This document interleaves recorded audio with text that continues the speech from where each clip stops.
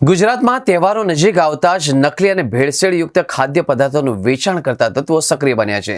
સુરત ગ્રામ્ય પોલીસે એક મોટી કાર્યવાહી કરીને નકલી ઘી બનાવવાનું નેટવર્ક પકડી પાડ્યું છે.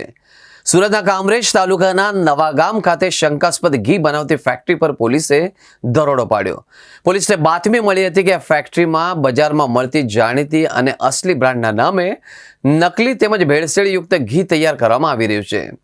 અસલી જેવા જ પેકિંગ અને લેબલનો ઉપયોગ કરીને આ ઘી સામાન્ય નાગરિકોના આરોગ્ય સાથે ચેડા કરીને બજારમાં વેચવામાં આવતું હતું. શંકાના આધારે પોલીસે જ્યારે દરોડા પાડ્યા ત્યારે ફેક્ટરીમાંથી મોટા પ્રમાણમાં તેલ, કેમિકલ અને ક્રીમનો જથ્થો પણ મળી આવ્યો, જેનો ઉપયોગ નકલી ઘી બનાવવા માટે થતો હોવાનું મનાય છે. પોલીસે આ મામલે તમામ શંકાસ્પદ જથ્થો સીલ કરવામાં આવ્યો છે. કામરેજ પોલીસના જણાવ્યા અનુસાર આ નકલી ઘી માત્ર સુરત કે આસપાસના વિસ્તારોમાં સપ્લાય થતું કે પછી રાજ્યના અન્ય શહેરોમાં પણ મોકલવામાં આવતું હતું એ દિશામાં તપાસ શરૂ કરવામાં આવી છે. પોલીસને આ કાર્યવાહી બાદ ફૂડ એન્ડ ડ્રગ્સ વિભાગ એટલે કે ખોરાક અને ઔષધ નિયમન તંત્ર દ્વારા જાણ કરવામાં આવી હતી.